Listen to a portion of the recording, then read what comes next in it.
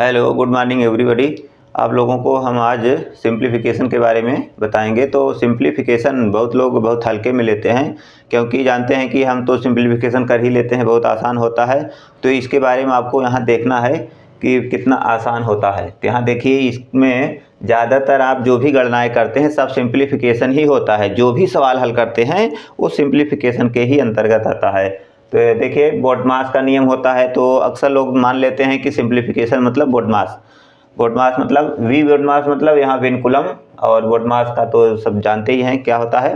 भागु जोग, को का भागु जोग, कोष्टक, फिर का, फिर गुणा, भाग, जोड़, घटाना, इस तरह से जो भी करते हैं तो उसके बारे में सब यहाँ बताया जाएगा। इसके बाद सिंप्लीफिकेशन में डेसिमल सिंप्लीफिकेशन भी आता है।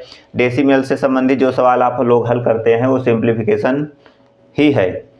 और fraction simplification, square square root and cube cube root simplification ये भी होता है। सर्ट्स एंड इंस्टेजेस से संबंधित जो सवाल हल करते हैं वो क्या है, वो सिंप्लीफिकेशन के अंतर्गत ही आता है। तो unit digit method, digit sum method, percentage simplification. तो इस तरह से आप लोग जानते हैं कि सिंप्लीफिकेशन सभी सवाल जो हल करते हो सिंपल मतलब साधारण रूप से हल करते हैं या कोई भी तरीका हो वो सिंप्लीफिकेशन के अंतर्गत ही आता है। तो इसमें से हम कुछ चैप्टर्स जो है बता चुके हैं। डेसिमल तो पढ़ा ही चुके हैं। फ्रैक्शन सिंप्लीफिकेशन इसके बारे में भी बता दिया गया है। स्क्वायर स्क्वायर रूट भी बता दिया गया है। सर्ट इंस्टेजेस ये भी हम पढ़ा चुके हैं अभी करंट में।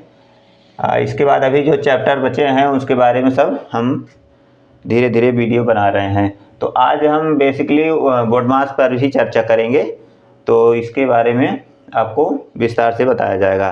तो चलिए देखते हैं। हाँ देखिए, इसमें बोडमास के बारे में बता दिया गया है। तो बोडमास का मतलब वी बोडमास, वी बोडमास मतलब वी से विनकुलम, विनकुलम मतलब जो रेखा कोष्ठक होता है। तो सबसे पहले रेखा कोष्ठक को तोड़ा जाता है। विनकुलम और बार ब्रैकेट रेखा कोष्ठक, इसके बाद ब्रैकेट्स, ब्रैकेट्स मतलब कोष्ठक 4 प्रकार के होते हैं। 4 प्रकार के कोष्ठक हम यहाँ बता दिए, अभी इसको समझ लीजिए। आप माने का, गुणा।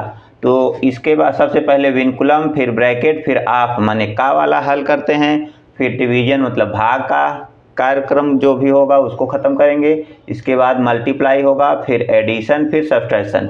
तो इस तरह से एक क्रम से प्रक्रिया करेंगे। अगर एक साथ सभी प्रक्रियाएं हैं तो इसी क्रम से करेंगे तभी सही उत्तर आ पाएगा। अगर उसमें आप जल्दबाजी में कहीं कुछ गड़बड़ कर दिए तो गलत हो जाता है।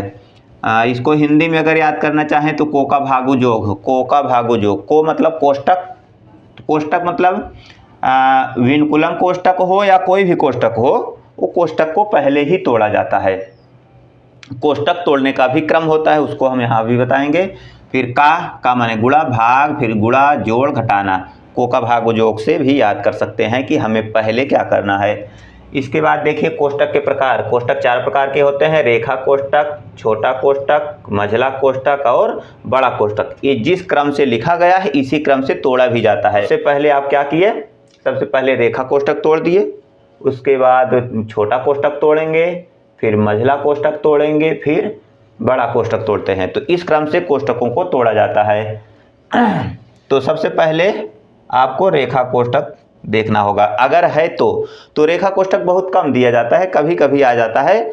और ये 3 कोष्ठक जो हैं सबसे ज़्यादा प्रयोग में किए जाते हैं। तो इनका चिन्ह भी इसी टाइप से होता है। मझला कोष्ठक है, इसको कर्ली ब्रैकेट भी बोलते हैं। इसको बनाने में दिक्कत भी होती है कुछ लोगों को। तो इसमें यस, देखिए यस बनाइए, फिर उल्टा यस, फिर यस, फिर उल्टा यस। तो इस तरह से आसानी से बन जाता है। तो ये तो समझ में आ गया है। अब चलिए कुछ अभ्यास के प्रश्न देखते हैं जिससे आसानी हो। हाँ देखिए, ये सवाल 5 प्लस कोष्ठक में 34 माइनस 7, फिर कोष्ठक में 24 भागे 3। तो इसको देखने पर ये पता लगता है कि यहाँ पर अगर इस नियम से चलेंगे तो भी आप फंस सकते हैं। क्यों? क्योंकि यहाँ देखिए आपको ये बताना है 3 के बाद यहाँ क्या चिन्ह होगा। जाहिर है गुणा है, सब लोग बोलेंगे, लेकिन गुणा है तो आप गुणा और ये भाग है तो सबसे पहले भाग कर देंगे। तो गड़बड़ हो जाएगा। क्यों? क्योंकि यहाँ जो 3 है, ये 3 के साथ जो भी संख्या लगी है पूरी की पूरी एक संख्या है, अभी पता नहीं है 3 ही है, हम भाग देंगे तो गड़बड़ हो जाएगा। क्योंकि 3 के साथ ही पूरी संख्या की गणना करने के बाद फाइनल होगा कि 3 ही है कि कुछ और है। ठीक है ना? तो ये सब समझने की ज़रूरत है। सब लोग समझते हैं कि सिंप्लीफिकेशन बहुत सरल है, लेकिन बहुत सरल नहीं होता, उसको ध्यान देने की ज़रूरत है कि कहाँ हम मिस्टेक करते हैं।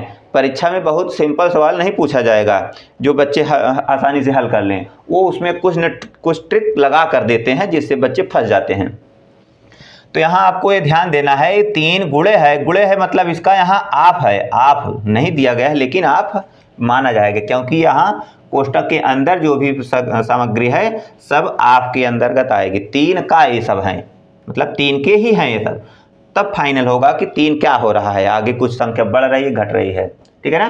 तो चलिए आगे देखिए।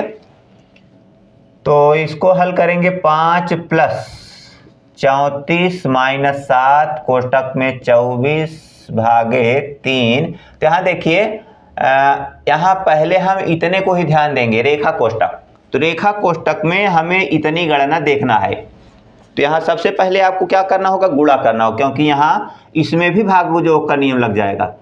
तो 8 पंचे 40, 40 में और 43 में 40 घटेगा, बचा 3 बचा। अब 3 यहाँ 5 में से 3 घटेगा तो ये 2 हो जाएगा, गुणे 2। कुल मिलाकर के यहाँ सवाल इतना होगा ही। ठीक है ना? अब इसका पूरा का मान 2 आ गया, हम इसको खत्म कर देंगे और यहाँ 3 गुणे 2 मतलब ये 6 हो गया। ठीक है?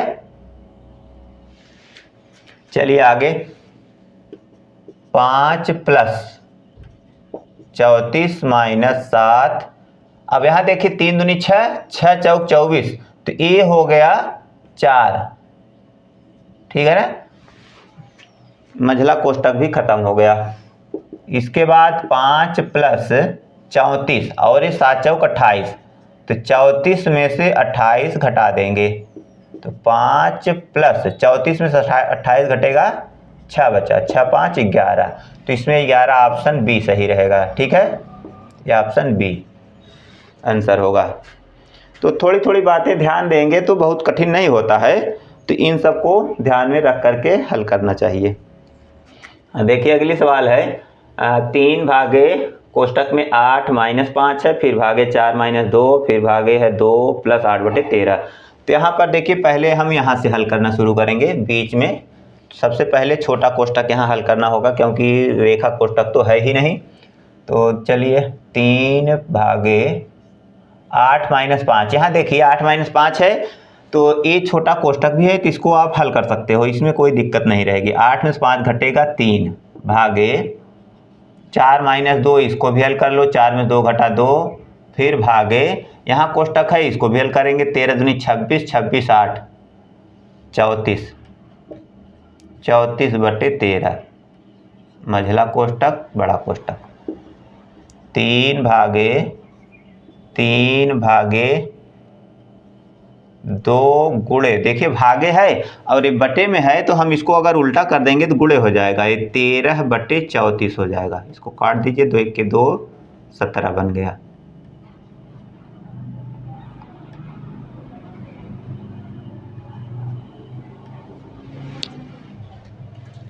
बराबर 3 भागे यहाँ देखिए है, तो इसको भी हम गुणा कर सकते हैं। अब इसको उल्टा करेंगे, यहाँ बचा क्या है 13 बटे 17, तो जब उल्टा करेंगे तो क्या हो जाएगा 17 बटे 13, ये उल्टा हो गया तो गुणा हो गया। अब इसको हल करिए, मझला कोष्टक काम खत्म हो गया, बड़ा कोष्टक बचा है। 3 भागे इसको 17 3 51 कर सकते हैं, 51 बटे 13, तो फिर इसको उल्टा कर लीजिए, तो 3 गुणे 13 बटे 51,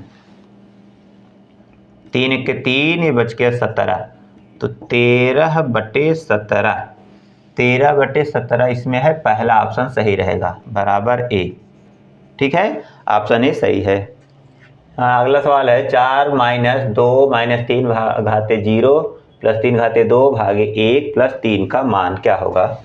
चलिए देखिए,